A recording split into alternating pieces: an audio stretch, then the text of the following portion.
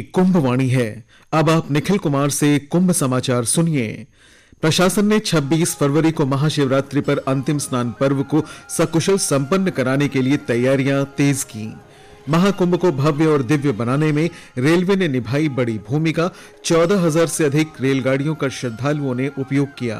प्रयागराज के उप कृषि निदेशक ने मेला क्षेत्र के सेक्टर 9 में कल विराट किसान मेले का शुभारंभ किया और महाकुंभ की छवि खराब करने वाले 34 सोशल मीडिया अकाउंट के खिलाफ कार्रवाई की गई। महाकुंभ के समापन में अब केवल 4 दिन शेष हैं, लेकिन देश भर के श्रद्धालुओं के उत्साह में कोई कमी नहीं आ रही है। भारत के कोने कोने से लोग 144 साल बाद इस महा आयोजन के साक्षी बनने के लिए संगम पहुंच रहे हैं। सरकार और प्रयागराज प्रशासन भी श्रद्धालुओं के सुगमता पूर्वक स्नान करने के लिए दिन रात प्रयास कर रहे हैं। पिछले 9 दिन में महाकुंभ में प्रतिदिन 1 करोड़ से अधिक श्रद्धालु पहुंच रहे हैं। कल रात 8 बजे तक 1 करोड़ 43 लाख से अधिक स्नानार्थियों ने आस्था की डुबकी लगाई। अब तक 60 करोड़ 74 लाख श्रद्धालु संगम में स्नान कर चुके हैं। बड़े उत्साह के साथ श्रद्धालु आज सुबह से ही संगम के घाटों पर नजर आ रहे हैं और जानकारी के लिए हमारे साथ हैं प्रवीण मिश्र। प्रवीण जी, आप मेला क्षेत्र में हैं, तो आज श्रद्धालुओं में कैसा उत्साह देख रहे हैं और महाकुंभ नगर में आज क्या खास होने वाला है?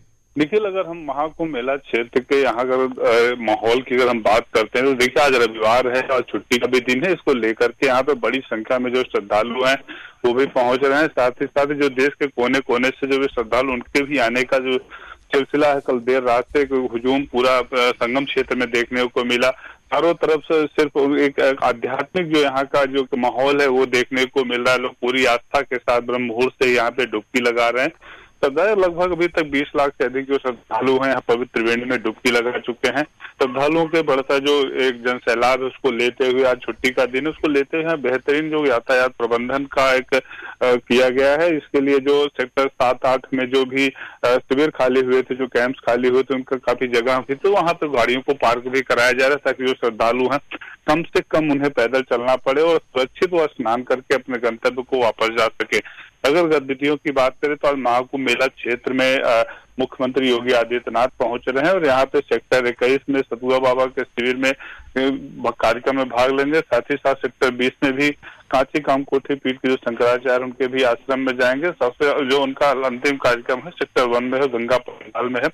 यहाँ पे परम पूज्य गोडसे महाराज की 149वीं जयंती पे जो भव्य कार्यक्रम का आयोजन होगा वो उसमें हिस्सा लेंगे। लगभग 4 घंटे का उनका यहाँ पे दौरा है और लगभग शाम को 5 बजे के बाद यहाँ से लखनऊ के लिए रवाना होंगे। इसके अलावा सेक्टर 9 में भी विराट किसान मेले का आयोजन चल रहा है। आज वहाँ पे वैज्ञानिक गोष्ठियां भी आयोजित की जाएंगी। कृषि के जो नए नए तरीके हैं वो बताए जाएंगे। जीरो बजट से किस तरह से खेती की जाए, किस किसानों को लाभ पहुंचाया जाए, इसको लेकर के वहां पर मंथन होगा। इसमें हजारों की संख्या में जो किसान है प्रयागराज सहित आसपास के जो क्षेत्र से लोग वहां पहुंचने का श्रद्धालु इसमें हिस्सा ले रहे हैं। निखिल, धन्यवाद। प्रशासन ने 26 फरवरी को महाशिवरात्रि पर अंतिम स्नान पर्व को सकुशल संपन्न कराने के लिए तैयारियां तेज कर दी हैं। श्रद्धालुओं को किसी भी प्रकार की असुविधा से बचाने के लिए हर संभव प्रयास किए जा रहे हैं। प्रयागराज के जिलाधिकारी रविंद्र कुमार ने बताया कि इस विशाल आयोजन को सफल बनाने के उद्देश्य से ट्रैफिक, पार्किंग और अन्य व्यवस्थाओं के लिए विस्तृत योजना तैयार की गई है। ट्रैफिक व्यवस्था को लेकर लगातार काम किया जा रहा है। जो डायवर्जन की स्कीम पुलिस लगाती है उनके पुलिस के अधिकारियों को भी ब्रीफ किया गया है, सचेत किया गया है। जहाँ पे समस्याएं आ रही है उनका समाधान किया गया है। तो पूरा ये प्रयास है कि स्थानीय निवासियों के माध्यम से, प्रयागराज के लोगों के माध्यम से और जितने हमारे श्रद्धालुगण आ रहे हैं उन सभी का अनुभव अच्छा रहे। और आदरणीय मुख्यमंत्री जी भी लगातार स्वयं इसकी मॉनिटरिंग कर रहे हैं। हमारे सभी कर्मचारियों को निर्देश दे रहे हैं और ऑन फील्ड रहकर लगातार काम कर रहे हैं। शहर के सभी बॉर्डर जो है वहाँ पे बॉर्डर के डिस्ट्रिक्ट से भी अच्छा समन्वय है और कहीं पे ट्रैफिक व्यवस्था में डायवर्जेंस के प्लान लगते हैं तो उसमें सभी डीएम, एसपी से लगातार बात हम लोग कर रहे हैं। आस्था के महासागर प्रयाग तीर्थ स्थित पवित्र संगम तट पर चल रहे महाकुंभ के विराट आयोजन में रेलवे ने बड़ी भूमिका निभाई है। हमारे संवाददाता ने बताया कि इस विशाल वैश्विक आयोजन में रेलवे ने जिस तरह पूरे देश भर से तीर्थ यात्रियों को प्रयाग की पुण्य भूमि तक पहुंचाने में योगदान दिया वो अभूतपूर्व है।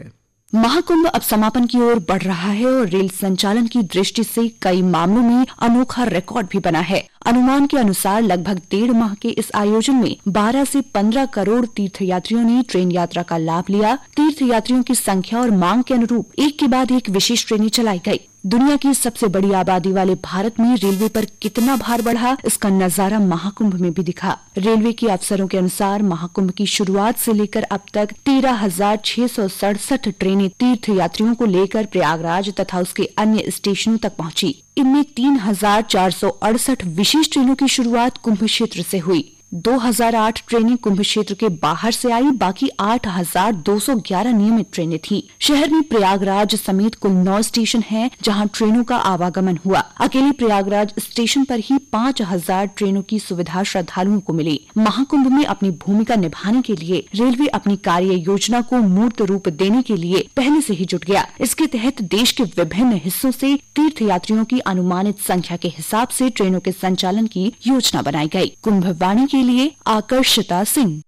किसान मेला किसानों के साथ संवाद स्थापित करने के साथ ही उनको सरकारी योजनाओं से रूबरू कराने का विशेष माध्यम होता है।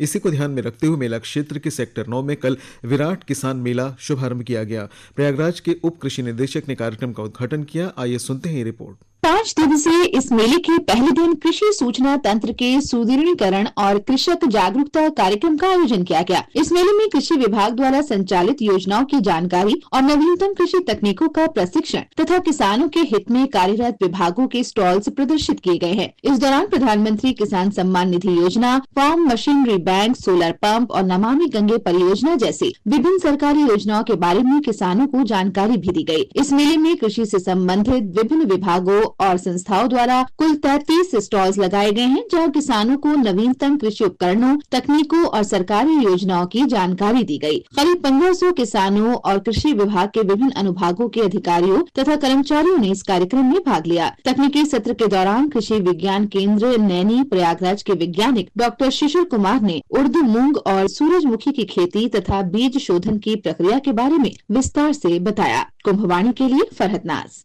महाकुंभ की छवि खराब करने वाले 34 सोशल मीडिया अकाउंट के खिलाफ मुकदमा दर्ज किया गया है। बांग्लादेश की ट्रेन में आग लगने की घटना को प्रयागराज महाकुंभ का बताकर छवि खराब करने और अफवाह फैलाने के मामले में महाकुंभ मेला कोतवाली ने ये कार्रवाई की है। मुकदमा दर्ज करने के बाद क्राइम ब्रांच ने जांच शुरू कर दी है। महाकुंभ में लाखों करोड़ों लोग हर दिन संगम के घाटों पर स्नान कर रहे हैं। इसके बाद भी संगम का जल पूरी तरह से रोगाणु मुक्त है। पद्मश्री वैज्ञानिक डॉक्टर अजय सोनकर का कहना है कि संगम का जल पूरी तरह से सुरक्षित और पवित्र है। सुनते हैं ये रिपोर्ट। महाकुंभ के दौरान अब तक 60 करोड़ से अधिक श्रद्धालु गंगा में पवित्र डुबकी लगा चुके हैं। इसके बावजूद गंगा जल पूरी तरह से रोगाणु मुक्त है। गंगा नदी की अपनी अद्भुत स्व शुद्धिकरण क्षमता इस खतरे को तुरंत टाल देती है। इसका रहस्य गंगा में पाए जाने वाले बैक्टीरियोफेज हैं, जो प्राकृतिक रूप से गंगा जल की सुरक्षा का कार्य करते हैं। ये अपनी संख्या से 50 गुना रोगाणुओं को मारकर उसका RNA तक बदल देते हैं। गंगा दुनिया की इकलौती मीठे जल वाली नदी है, जिसमें एक साथ इतने बैक्टीरिया मारने की अद्भुत ताकत है। पद्मश्री डॉक्टर अजय सोनकर के अनुसार गंगा जल में 1100 प्रकार के बैक्टीरियोफेज मौजूद हैं, जो विशेष रूप से हानिकारक बैक्टीरिया को पहचान कर उन्हें नष्ट कर देते हैं। डॉक्टर सोनकर कहते हैं कि ये विशेष क्षमता प्रकृति का संदेश देती है। जैसे वो अपने अस्तित्व को सुरक्षित रखती है, वैसे ही मानव को भी प्रकृति के साथ सामंजस्य बनाकर चलना चाहिए, अन्यथा यही प्रकृति अपने बचाव में कठोर कदम उठा सकती है। कुंभवाणी के लिए दीपमाला कौशिक। महाकुंभ नगर में आज का न्यूनतम तापमान 13 डिग्री सेल्सियस रिकॉर्ड किया गया। अधिकतम तापमान 31 डिग्री सेल्सियस तक जा सकता है। आज दिन के समय मौसम साफ रहेगा और हवाओं की रफ्तार लगभग 2 किलोमीटर प्रति घंटे की होगी। और अंत में मुख्य समाचार एक बार फिर। प्रशासन ने 26 फरवरी को महाशिवरात्रि पर अंतिम स्नान पर्व को सकुशल संपन्न कराने के लिए तैयारियां तेज की। महाकुंभ को भव्य और दिव्य बनाने में रेलवे ने निभाई बड़ी भूमिका। 14,000 से अधिक ट्रेनों का श्रद्धालुओं ने उपयोग किया। प्रयागराज के उप कृषि निदेशक ने मेला क्षेत्र के सेक्टर 9 में कल विराट किसान मेले का शुभारंभ किया और महाकुंभ की छवि खराब करने वाले 34 सोशल मीडिया अकाउंट के खिलाफ मुकदमा दर्ज किया गया।